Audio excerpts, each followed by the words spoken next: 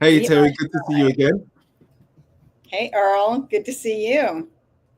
So I think it's, that time that we're talking about radical resilience again. And I think we can use this episode as a kind of reintroduction to what radical resilience is and how it's showing up in the areas and spaces that you work and there's areas and spaces that I work, in the corporate world with solopreneurs. But, how with what's happening in the news, the media, information overload, organizations, having mass layoffs and people having to do more with less. And what are some of the strategies that we can employ and we can utilize and embody to make resilience something more than a one dimensional get knocked down 7 times, get back up 8 times, grind, endure, and just keep pushing forward no matter what the costs. So, with that in mind, what do you see as, or how do you frame radical resilience? I have a couple of different perspectives. My personal perspective, which is you and I were just talking about, I'm living and breathing right now as I'm traveling, and I'll be on the road for 2 weeks, and my sleep schedule is a little frazzled right now. And so, for me, from a personal perspective, resilience is finding the the inner peacefulness within me that knows that everything that I do, all of my power comes from each present moment. And Mm, so, not getting tied up in the mental narratives that, okay, well, since my time zone has changed and will change multiple times over the next few weeks, that means whatever that story is, not getting tied up in that and knowing that I can be in control of how I'm going to experience my life here and now in this present moment. And in fact, that is the only time that I can be in control of my experience of life. So that's my definition of radical resilience from a personal standpoint. And I'll also just say the reason it's radical is because we live in a world where it is common for and very socially promoted to be anxious about what's going to happen in the future or what has already happened, mm, to be worried about everything that's going on externally. And so, radical resilience means this is radical accountability for how I personally experience what's going on in my life, much of which has been self imposed because this is my schedule that I created for myself. But also being radically accountable for how I am reacting to the other things that are going on externally. Some of which I have some influence on, much of which I do not, which I will talk a little bit more about in a few minutes. From an organizational standpoint, I see radical resilience as an extension of that, what I just said. It is accepting that we don't have to, as employees and as leaders, wait for someone to come solve our problem or someone to come save us from what's happening around us, whether that is a toxic culture, ineffective leadership. We don't have to wait for someone to rescue us from how we are going to experience that. We can take accountability for how we are living and breathing in every moment of our experience of work and of life in general. That, by the way, and I've said this before, does not mean that leaders of organizations and leaders are not accountable for being responsible about how they run those businesses and mm, about what the cultures are like. I'm just saying that's only part of the story. And so, organizational resilience is really about empowering people to know and understand their own influence over how they experience their work and lives. And then the other part of that is empowering people to know and understand how, when they connect from that place, that resilient place, that place of that deep well of energy and creativity and innovation, when they connect with other people in the workplace from that place, the sky's the limit. There really is just this incredible potential for creativity and innovation in the organization. And I think broadly, we're not tapping into that right now. Yeah, yeah, I tend to agree. And, I think about and what you just shared there is great. And I think, when I think about radical resilience, and I did a talk last week at an event run by a company called Riada, which is a marketing consultancy. And I was talking about, are you sustainable? And part of the radical resilience is the mindset, and that most people perceive and believe being resilient is something that we are reacting to. Whereas there is a generative way that we can be resilient. There is a proactive way that we can be resilient. And I talk about how we, as a system, as an individual, but that can also carry out into an organization, as a system, as an individual, how we can balance our 5 intelligences, which is the cognitive intelligence, the somatic intelligence, which is your physicality, your intuitive intelligence, your emotional intelligence, and what I would consider your spiritual intelligence. And your spiritual intelligence is what extends beyond you. So either the external, which is your environment, your place of work, your relationships that you have. So it's not, just about your faith, but it can include your faith in terms of your internal spiritual intelligence, or the higher purpose, the purpose that gets you up in the morning, keeps you inspired to do whatever it is that you need to do, which may not have anything to do with space. But once we balance those, actually, the concept of resilience is about how do we build capacity to get through the challenging times that will come, because life can be challenging at times. As you said, we travel, time zones, sickness, illness, bills, information overload, what's happening in this country, what's happening in that country. So the more that we can, as you said, rightly say, focus on the things that we can control, whilst we're focusing on those things that we can control, how do we create the capacity so we are not overwhelmed or consumed when those difficult times happen? And for me, that's why we need to invest our time and energy into those different intelligences that are within our control. Yeah. And gosh, don't you feel like, especially right now, that there are so many, I don't know, forces might be an overstatement, but so many things happening in the world that are pulling our attention away from focusing on building that capacity. There are so many distracting things that are going on in the world. And, I talk a lot about radical accountability. We both do.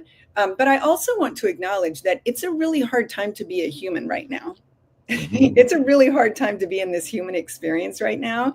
And I'm experiencing, the same sort of events, well, to some degree. I don't watch the news at all. But we're all sort of, in this really, hard time together.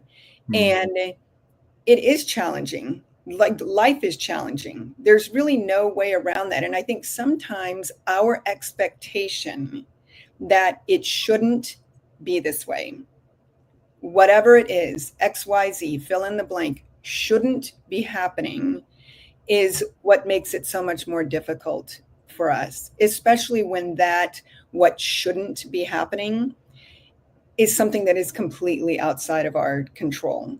And I completely understand that this whole narrative around we can't sit back and be quiet and, sort of let things happen. But I also think sometimes, yeah, you can. Sometimes, in fact, that's what we need to do to tap into, to cultivate that capacity, to find that capacity, is sometimes we do just need to withdraw into ourselves, find that well of resilience that does reside within every one of us. It's our birthright, and recharge ourselves and break away from this intense noise that is happening in the world right now. And by the way, it's been happening for a very long time. Right now, there is a lot, especially here in our country, in the United States, here in the UK, but a lot of it going on, but we don't have to get caught up in it all of the time. We can choose to withdraw and recharge ourselves. Yeah. And again, love that. And one of the things that I would say to that is that was one of the reasons why I did the talk at this event, Connect to Collab.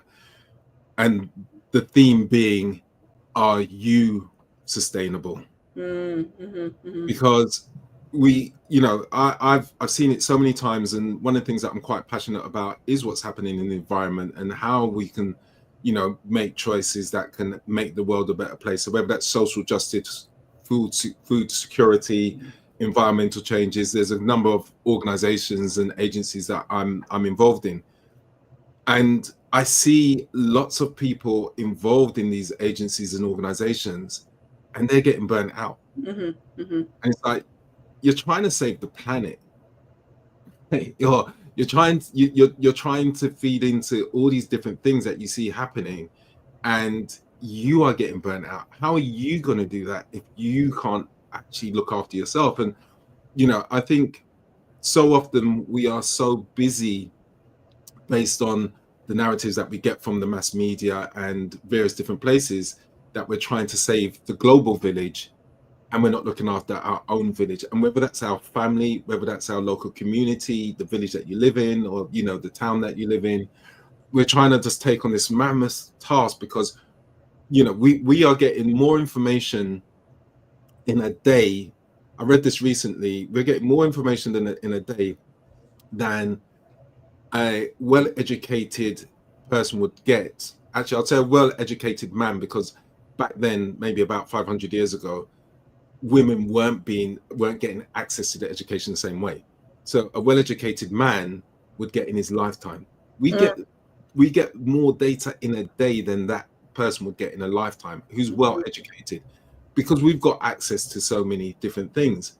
So first of all, resilience, and this is part of being radical around it, it has to start with you. If it's not starting with you, you can't be supporting and creating that capacity for other things and other ways. So really the question really becomes is, resilience isn't a means to an end. Resilience is the engine that drives what I would consider, especially for founders, solopreneurs, and purposeful leaders and trailblazers that are trying to have a massive impact on the world. It's the engine to create that level of sustainable success, to have that impact. Because if you're not there for longevity, if you're not there for the long game, you're not going to have that impact. And that's why it's important. Yeah, I feel like this is my own private coaching session with you right now. Because I am a founder, right? I am an entrepreneur, and I know you work with many of them, and I can attest to the fact that, my goodness, and I feel very, very passionate and purposeful around the work that I do, especially now working with organizations to deal with chronic stress and burnout. I want to go back to, though, something that you said about people that care, and certainly you and I are part of this group that care about what's going on in the environment and just what's going on with humanity and with our planet, right? And how that can become overwhelming when especially if you're in these circles and listening to mass media. It seems like what we're doing is not making an impact, and the reality is that every intention that we have, that we put out in the world, makes a difference. We never get to see how far that travels, but every good intention that we put out in the world has tremendous power. And and just knowing that and believing that is, for me, one source of my resilience. It is part of the engine that keeps me going. I work with organizations and leaders that I'll never get to know what the individuals that work in that organization, how, what they've learned from our time together and how they've changed with our time together, how that will impact their families and the families around their families and the people that they'll lead in the future, and the trajectory of the organizations, the work that they'll do in their community. But I just have to trust that, knowing that my intention is to serve with an open heart and to lift organizations and all of humanity up. Part of my resilience is just trusting that that has power, and shutting out this loud narrative that says everything is broken. We are broken. Yeah. And I think for me, that really speaks to something. And you know, one of the things that when I'm working with leaders, when I'm working with solopreneurs and purpose-driven leaders in whatever field, so whether they're in the corporate world or they're not, is I remember listening to a TED talk. I can't remember the guy's name, but he was responsible for making public spaces into kind of like where you could grow vegetables and herbs and stuff like that. So instead of just having kind of like grass on the verge by the road, actually communities could take that back and actually make it more meaningful. And I love the idea. But he said something that really struck me at the time, which is everybody wants sustainability, but sustainability isn't free. People think sustainability is free. It's not free. And I think the same thing goes for being positive and being optimistic and being proactive about, you know, things that we want to see in the world. It requires currency, and that currency is our energy and our focus and our attention.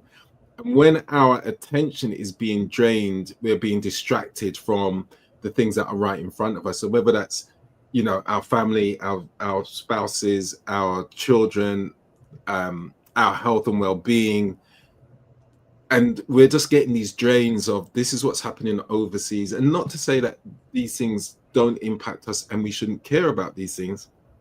As I said, how do you look after the local village? Because if everybody starts to look after the local village, then guess what? The global village then becomes, you know, a systemic, that has a systemic effect on the global village. So how do we make sure, and this is why radical resilience becomes really important, because we are building that currency. It's a bit like a bank account. If I give you $100 in cash, when you lose that cash is gone. You have no more cash. You can't use anything. You have no more capacity. If I give you that cash and I give you a line of credit and you've got some assets, when that cash goes, you've got other places to pull those resources from. So whether that's us as a system, so for me, when I notice that I'm physically drained, I will make sure that mentally I'm not trying to do the work. I will slow down mentally until my body, I'm physically where I need to be. And whether that means I need hydration, whether I need rest, or whether, you know, I need to you know, some nutrition, I'll do what I need to do. If I'm emotionally drained, then sometimes I kind of will slow down my mind. So what I'm doing is I'm pulling on these different assets, or you could say lines of credit, to feed other areas of myself. And the same thing with my relationships. You know, I've just spoke to your virtual assistant, who's now going to be my virtual assistant, Andy. Yeah. And I say this to all of my clients of right now is get yourself a virtual assistant. It's not that I haven't had one before. It's just a case of that I'm changing one because you gave this recommendation. But these are the things that help you build capacity. It's like, how do you streamline your operations? How do you outsource the things that aren't serving you, that drain your energy? You know, I don't like doing taxes.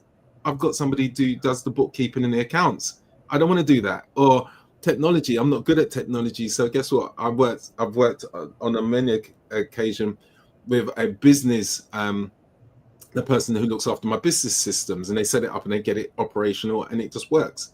So how can we empower ourselves to make those decisions is definitely key. Yeah. Picking up on something you said earlier about our attention and our energy, you know, what we know is that where our attention goes, our energy flows. Yeah. And we do only have so much energy every day, you know, before we have to stop and recharge and rejuvenate.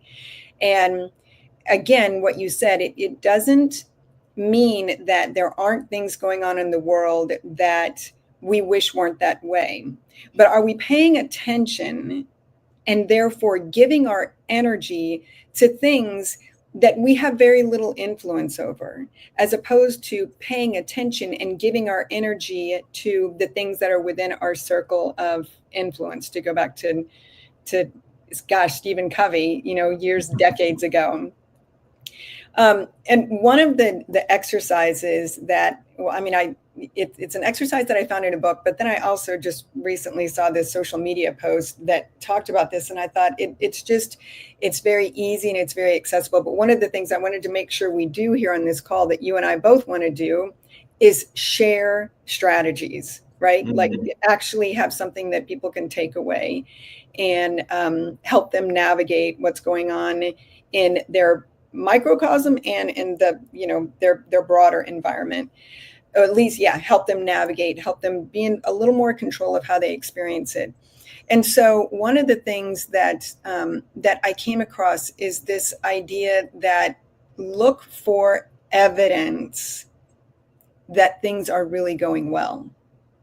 Actively look for evidence of that. There is we're bombarded with evidence, especially if you're on social media a lot and mainstream media.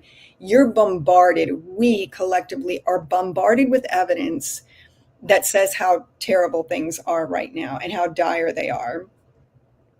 But if we make a choice to take our attention and focus it on looking for evidence of what is going right, we'll find it. We get what we're looking for. We get what we're actively looking for, right? I think Brene Brown said, I don't think I know, don't look for evidence that you don't belong in the world because you'll find it. And it doesn't apply only to belonging in the world. It applies to anything. You get what you're looking for. So how about just, we can do this in micro moments throughout the day. Just look for evidence that actually things are going really well. Our life is going really well. We have lots of things to be grateful for, whatever that is, but actively look for that evidence and you'll find it. And I'd love to hear, anybody who does that exercise. I mean, it's something that you can do all throughout the day. I do it every single morning. It's really more of a gratitude exercise, but what it does is it makes me focus on the things that I'm grateful for, but those are the things that show evidence that really my life is not, is not that bad. I don't think my life is that bad, but there are lots of positive things going on. We just have to look for them. Yeah, I call that orientation. And orientation is one of the systems that I work on in the compass system. So first of all, I talk about controlling your chaos and going from chaos to clarity. So one of the things that you described there in NLP terms, which is neuro-linguistic programming, which is one of the things that I practice, is the filters. So we have filters, how our mind sorts information. So for example, and many people would have experienced this, which is you're going to buy a new car. And you go to the showroom, you see a car that you really like, you haven't really seen it before, or you may not have even seen it in that color. And you go to the showroom, you see the car and you're like, wow, that car's really cool. I really like that car. And then you go out before you buy it, you're going to buy it at the end of the month, it's going to be delivered. All of a sudden you see that car everywhere. Now, it's not that car wasn't there before. It's just a case of your filters weren't set to see it. And what happens is we reinforce the brain when we create those filters. So this is where the concept of doom scrolling comes from, and it works in an algorithm. And our brain has a very similar way of organizing information like an algorithm, which is it looks for more of what it sees, which is what you're saying. So the ways to do that is to break that pattern, or what I'd say, create a pattern interrupt and again, this is something that I work with my clients with. How do you celebrate the wins, even the smallest win? So I think Mel Robbins talks about it in a 5-second rule. Getting up in the morning, the fact that you got up, the fact that you didn't touch wood, die in your sleep, or you couldn't get up because of some sort of illness. The fact that you woke up, you got up, you're if you're living in a house, you've got roof over your head. There are so many different positives before you even get to the bathroom to brush your teeth. Right. Mhm. And if you take stock of that and you start to do something like journal, you start to record these wins or celebrate them. So, you know, and the difference between just journaling and celebrating is, you know, do the high five, give yourself a little dance, give yourself a treat, you know, send somebody an emoji, an accountability buddy, that we start to embody it. And the more that we embody it, the more that we reset our filters to start to focus on the things that are positively going our way. And this is one of the ways that we start to create that generative capacity to be positive, optimistic, proactive in how we show up in the world. So those are some of the things that we can start to entrain ourselves and embody to build that capacity for resilience. Mm-hmm, mm-hmm. Yeah. And just to reinforce what you said, maybe in a little bit different way, celebrating it is what brings up the positive emotion. It's what brings up the regenerative emotion, which we Mhm. know from all the research and the studies that HeartMath has done. That regenerative emotion is what puts us into a heart brain coherence state.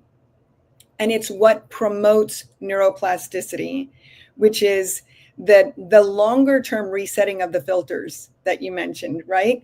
So when our brain is firing and rewiring in a new way, all of a sudden those filters just kind of get stuck in that you're looking for evidence that things are well, like you see that things actually, you notice the things that are positive as opposed to so many of the things that are negative. And it's exactly like the algorithms, right? The algorithms, once, like my big thing on social media is babies and big dogs and little kittens, right? Like that's, you put that in front of me and the algorithms know, and then I'm stuck. Well, for so many of us, the algorithm is something that is, because we get stuck on it, something that's negative, something that's dire, something that is terribly broken. I hear from my teenage kids, some horrific stuff out on social media, and they keep getting fed that, right? So, Mm. because that's what your filter says that you're looking for. And it's the same thing with our brain. So, Mm. yeah. Absolutely. And I think Yes. that's why we need to be radical about it. We need to be, as you say, that radical accountability. And one of the other techniques I use just briefly is the acronym HARSH, which is humble acceptance and radical self-honesty.